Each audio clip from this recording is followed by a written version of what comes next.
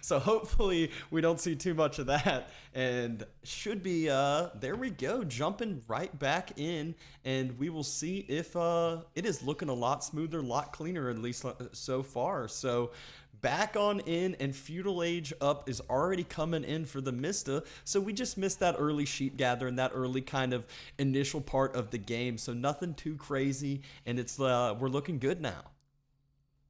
Yeah, we can see both players going up. Looking at the Ottoman player here, he's chosen to go up with the twin madrasa, I believe it's called.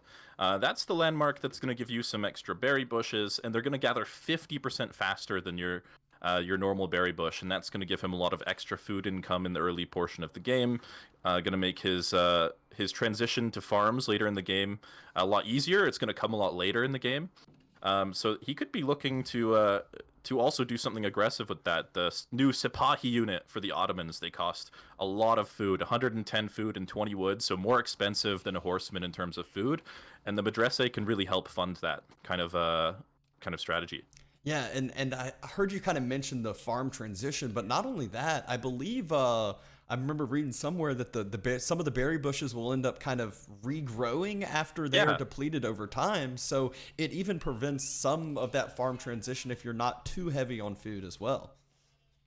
Yeah, that's very true. Like, the way it works is it spawns one berry bush when you complete it, and then over time, like, it can spawn up to 4 berry bushes, and as you gather them and you deplete them, they will regrow over time. So you can just kind of leave a few villagers on it for pretty much the entire game. That sounds really nice. So over here on the opposite side, you notice we have no villagers on the gold. There is the little uvu on top of the gold is what I call it, and then the houses around it, which increases the amount of gold that passively is generated by that. So, and I believe the houses now for the Malians only do 5 population space to be able to produce more houses around it to help with that bonus. Yeah, that's right. The Malians do have a cheaper house. It's 25 wood, only gives you 5 population. So cost for cost, it's the same as your regular house. But yeah, you really have to make sure that you're placing them around those gold mines to get the most value out of your pit mines, with the influence around the pit mines providing that extra gold income to you for each house that's around it. Yeah, and I just laughed. We saw the Sipai getting produced over here by the Mista, and you hit the nail on the head earlier. You said, "Oh, a lot of times with those berry bushes, you can be able to produce a little bit of the higher food cost units." Well, that's exactly what the Mista opted for, as well as utilizing that stone to go for a second TC play here in just a little bit. Well, you say it's a second TC, but that's the thing. Like, DeMusliM has scouted the stone coming in here, but TC isn't the only thing the Ottomans have to spend their stone on. They can also be spending those on the military schools. So it looks like DeMista is saving up for the town center. If we look at his resource bank, he's not spending them on the military schools right now. But DeMusliM doesn't necessarily know whether that stone is going to be for a town center or it's going to be for a handful of military schools. Yeah, you're not wrong there. I just assumed by the balance of the wood and stone in the bank, which you can see is almost even on both ends. DeMusliM drops his secondary TC, and I believe based off of Mrs. Resources, he won't be too far behind it. But I think he might stay on that stone a little bit longer with those villagers and start dropping the other military academies, just how you had mentioned. Yep, we've got a couple of Sipahi coming out here. They're going to be harassing these scouts. I don't know if these scouts have been upgraded to warrior scouts. It looks like they have, as he started training more of them from that stable. And warrior scouts, like, well, they're not super good against things like archers compared to horsemen or spearmen or stuff like that. They actually can trade quite decently against other cavalry, at least other horseman type units like the Sipahi. Yeah, you think about it, they're pretty tanky, but the big thing is they regenerate health as well. Mm-hmm. So they're able to run away. You know how pros are with the high APM. They can just micro the low health ones back. You don't give your opponent the opportunity to chase down the low ones, because that means they're going to start taking free aggro from your other units that you have.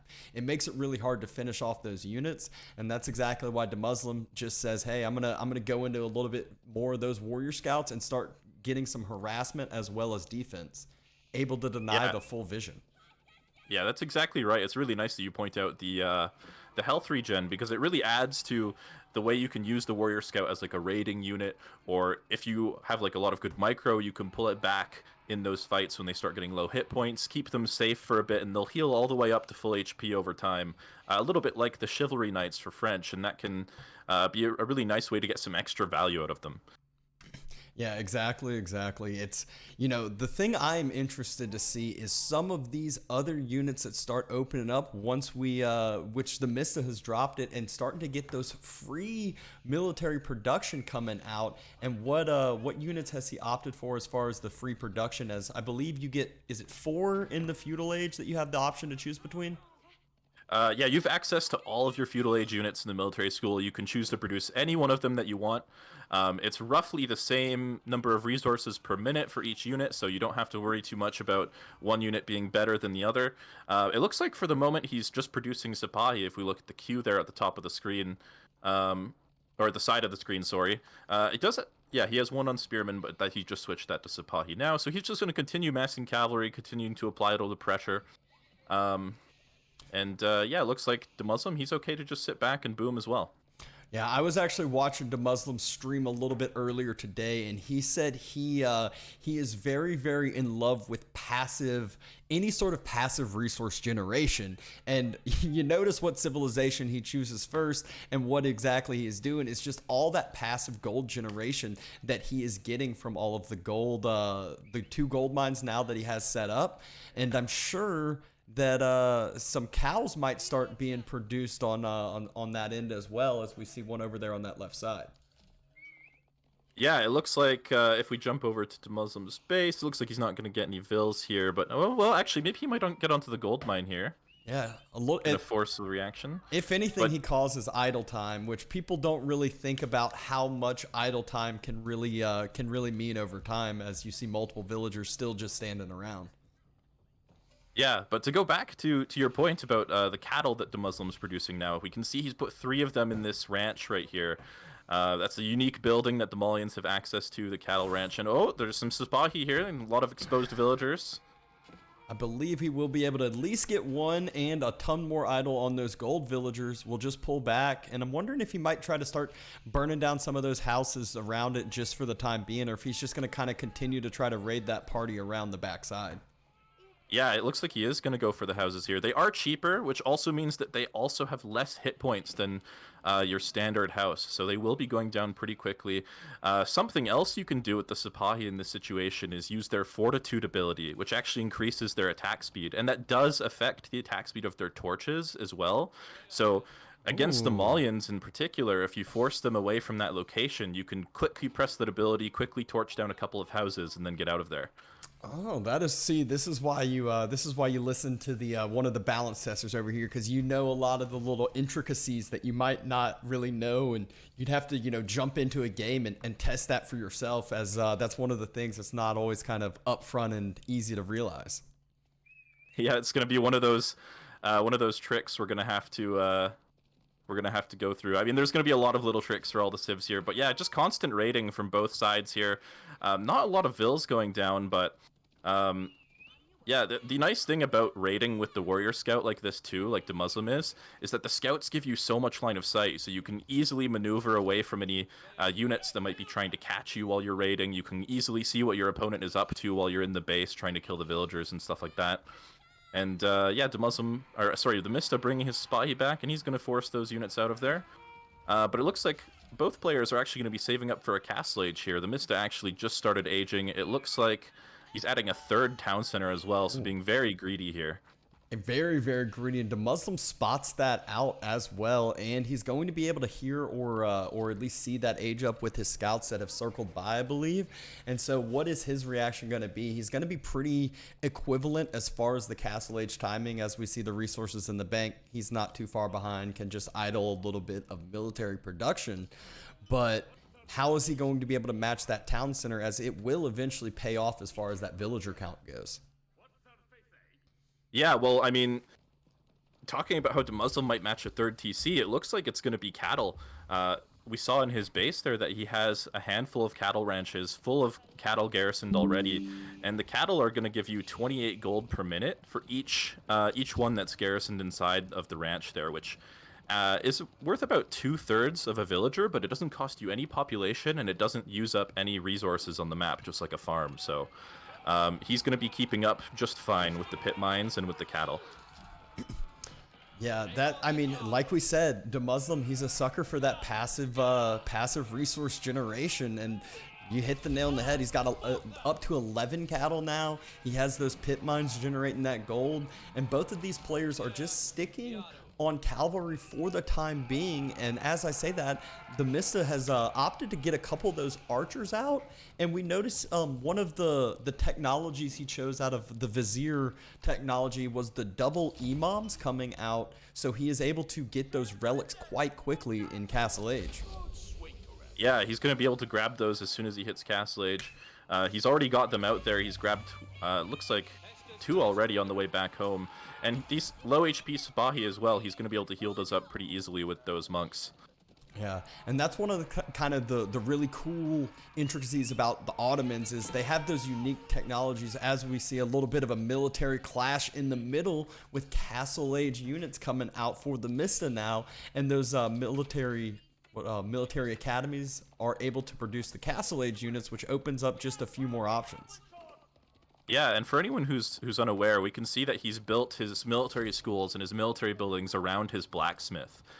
So the blacksmith has a unique influence for the Ottomans, where nearby military buildings will actually produce units more quickly, and that includes the free units that you get from the military schools. So that's a nice trick from him.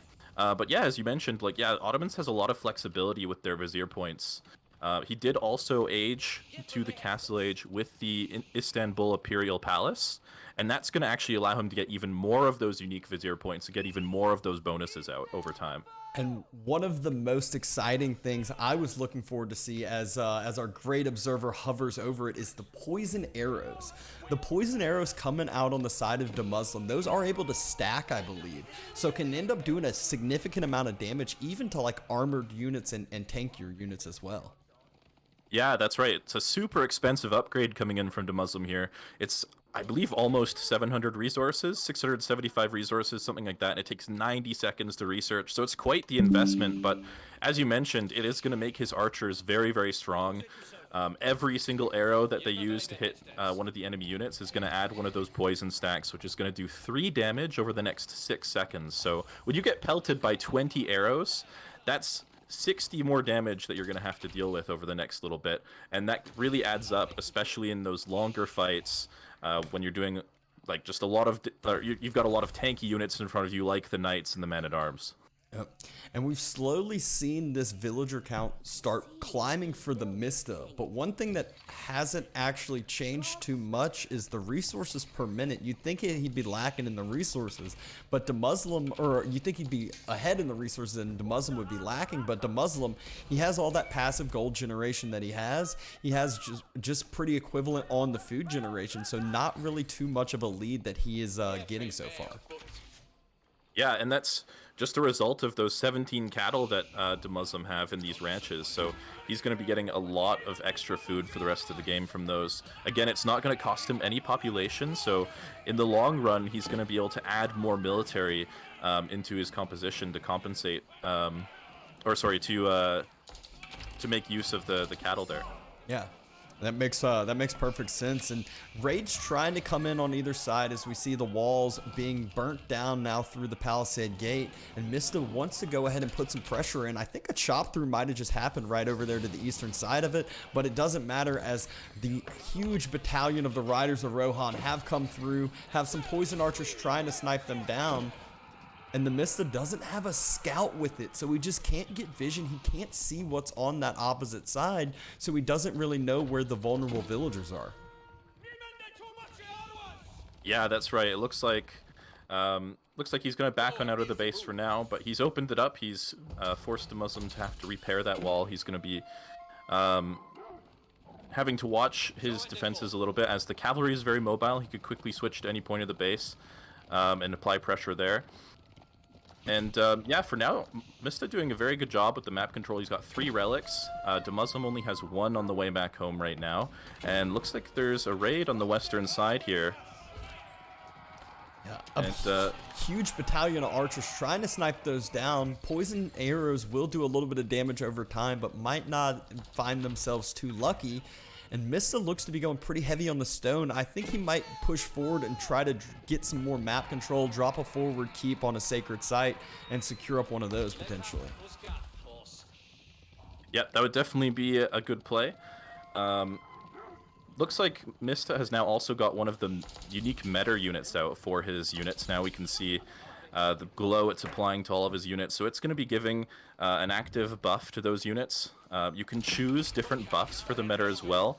You can choose to either buff the attack speed of all of your units by 15%. You can increase the melee armor by +2, or you can increase the ranged armor by +2. So that's going to make, or by +1, sorry. That's going to make the Ottoman army a lot scarier here. Oof, and we just saw the Beaty infantry take down a villager trying to build a wall for the Mista. But I think one question that a lot of people are going to ask is, can those stack? And then additionally, if you have 3 of them, can they be set on different ones to be able to be utilized together? Yeah, we can talk about it in a moment here, but there's a keep going up. Huge raid comes in on the keep. Poison archers are there, and the villagers, they don't immediately jump inside, and a few get taken down, but this is right on top as DeMusliM's pushing through, and pushing through all the way into the economy of the Mista. Yeah, he's going very deep into the base here. On the other side, though, Mista's going to be getting a raid himself on DeMusliM's villagers here. A lot of vills going to be going down, and yeah, chaos on both players' bases right now. And I think it looked like the Mista might have been getting the more successful raid on that side, but the amount of military units that DeMusliM has in the base of the Mista should not be taken lightly, as he might start to take down some infrastructure as well as any of the additional units popping out. Yeah, it looks like he's just going to continue pushing in here. Mista's army is on the way back. He's got a lot of cavalry. These archers don't have a lot of protection. They're just a handful of Sofa to help block for the cavalry. So these archers are actually in big trouble. He's going to have to try and just trade them off as effectively as possible. Doing a good job of just focusing down units here. And it looks like they're going to get cleaned up as the Mista's army is just about to arrive. He's got lots of archers behind this as well. And yeah, DeMusliM's army is getting completely cleaned here.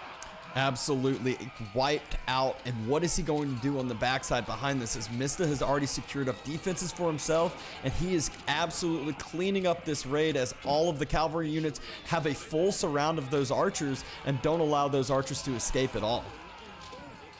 Yeah, that's a huge blow to DeMusliM's army for sure. And Mista is going to be able to use this opportunity to get out on the map, push DeMusliM's base, do a bit of a counterattack, as well as start grabbing some of those sacred sites, grabbing a little bit more map control. And yeah, DeMusliM's going to be in a bit of trouble now. First siege engines coming out onto the field, as there is a mangonel to pair in with those meta drummers, all the cavalry and the archers that are there to pair with it. So I'm surprised Mista hasn't utilized those imams to start taking the sacred sites now as that big push has come through. Usually this is one of those timings where you realize how much of an investment your opponent just put into that, how much military he just lost, and yeah, that's just resignation coming out from DeMusliM. Looks like after losing the army, he doesn't feel confident enough to continue playing, and Mista takes the first game in the series. Very clean game from him, a very nice use of especially that 2 monk vizier point, grabbing all the relics in the early game, and overall he just did a really good job of making use of the mobility of those Sipahi and knights. Yeah, that early resign still confuses me a little bit. I saw a good amount of military units starting to be built back up, but I think he knew he was at an economic deficit, and I'm not really sure if he realized how much passive generation he could have potentially been having already with the amount of cows he had, as well as the houses around those pit mines. Yeah, one thing we could consider that we didn't really get to see from DeMusliM's point of view that game, but he did age with the Farimba garrison, I believe, which basically acts as archery ranges and barracks, and allows you to train all of the units from those, even archers and spearmen and stuff, for only gold cost. So it's possible that after losing the army, he was running out of gold at home, and he was going to have to move out into the middle of the map for gold and not be able to make use of that building and have to rebuild all of his infrastructure. And as a result, maybe the Mista just was going to be too strong in that position, and he wasn't going to be able to keep up in military. Yeah, yeah. Either way, it was still exciting to see some of the intricacies, some of the way that these civilization works, the, you know, positive and negatives, the kind of passive gold generation and passive food generation that we talked about. I feel like when I'd be playing that, I wouldn't really know what to do with all the free food coming in. I'm so used to always having to transition to the next berries or the next deer or think about farms, where if you don't have to think about it, it just makes that so much